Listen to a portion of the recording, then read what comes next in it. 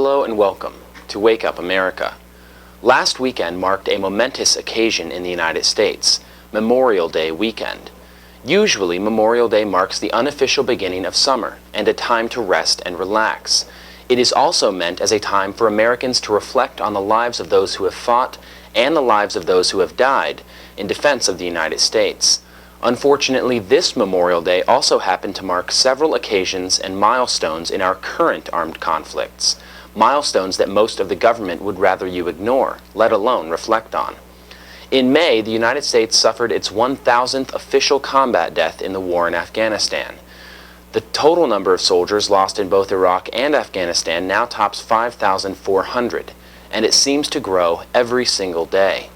On Memorial Day itself, the United States also officially passed the $1 trillion threshold for the budgetary costs of the wars in Iraq and Afghanistan. This does not include the side appropriations or the overall economic repercussions. This is simply a total of the official expenditures of our forces overseas, $1 trillion. The National Priorities Project has been following the cost of this war for some time, and their website offers a second-by-second counter of all the money we have spent, lost, and wasted fighting these unnecessary wars.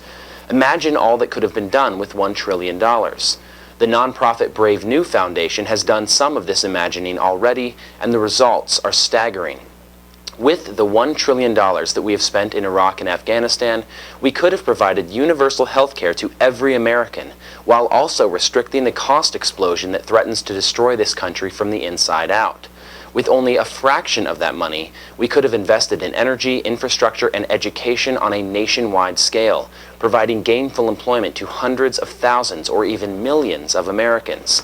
If not for these war costs, the United States could have headed off the entire recession, while providing a bright future for the youth of today who are now left behind.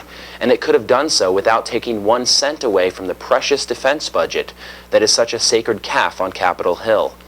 All the U.S. had to do was think before it acted, or at the very least have the courage to admit when it was wrong, and many of the problems we face today could have been completely avoided. Instead, we chose war.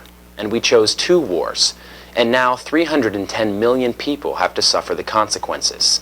For more related news and topics, please tune in and log on every day at economyincrisis.org. And for up-to-the-date news on events from concerned citizens and economy in crisis, please visit us on meetup.com.